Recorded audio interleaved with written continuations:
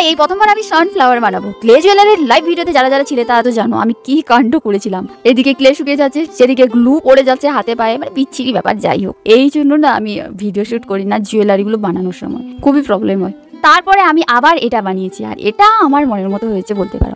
আজকে এই সানফ্লাওয়ারটাকে রং করবো মাত্র 3টে কালার দিয়ে। সবার প্রথমে আমি গোল্ডেন কালার দিয়ে ফুলের পাপড়িগুলো কালার করে নেব। আসলে যে বোনটা এই মালাটা অর্ডার করেছিল সে একটা কাটার দিয়ে বানানো জুয়েলারি অর্ডার করেছিল। এবার আমার কাছে তো ওই টাইপের কোনো কাটারই নেই, তাই আমাকে হাত দিয়েই বানাতে হয়েছে, আর সময়ও লেগেছে অবশ্যই হাত দিয়ে বানানো মানে। আর তার মতো করতে গিয়ে চোখে জলে নাকে জলে, বুঝতেই পারিনি কতটা লাগবে। সেদিকে আবার লেচি যে কেটেছি সেগুলো বড় বড় হয়ে যাচ্ছে, তাই বুঝে উঠতে অনেকটাই সময় চলে গিয়েছে। আর এর জন্য আমার ক্লেগুলো শুকিয়েও যাচ্ছিল। যাই হোক, তাকে বহুত কষ্টে আমি বানিয়েছিলাম। এখানে হালকা শেড ক্রিয়েট করার জন্য আমি হালকা অরেঞ্জও দিয়েছি। আসলে রং করার ক্ষেত্রে তুমি যতটা রিয়েলিস্টিক করার চেষ্টা করবে, শেডিং দেবে, সেটা দেখতে তত সুন্দর লাগে। তাই আমি মাঝের অংশে শুধু ব্ল্যাক না দিয়ে হালকা ব্ল্যাক, অরেঞ্জ, ব্রাউন সবকিছু মিশিয়ে করেছি। না হলে শুধু ব্ল্যাক দিলে ছোট বাচ্চারা যেভাবে রং ভর করে না, তো তেমনই লাগতো।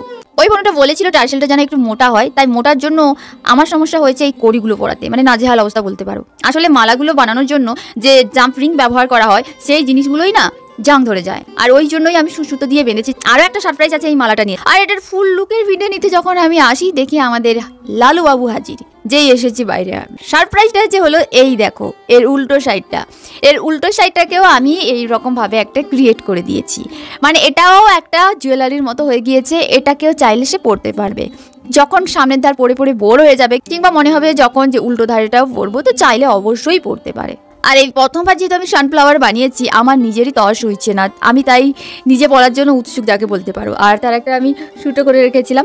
এইভাবে না লং করে পরলে এটা বেশি ভালো লাগবে, কারণ জিনিসটা দেখতেই সেই রকম। বাট আমার তো চোখর পছন্দ, তাই চোখরভাবে পরেছি, ফলে ডবল সাইডের জুয়েলারি হয়ে গিয়েছে। যখন তার ইচ্ছে হবে যেমনভাবে পড়বে। তোমাদের কেমন লেগেছে জানিও। এই আইডিয়াটা দেখা হচ্ছে কালকে।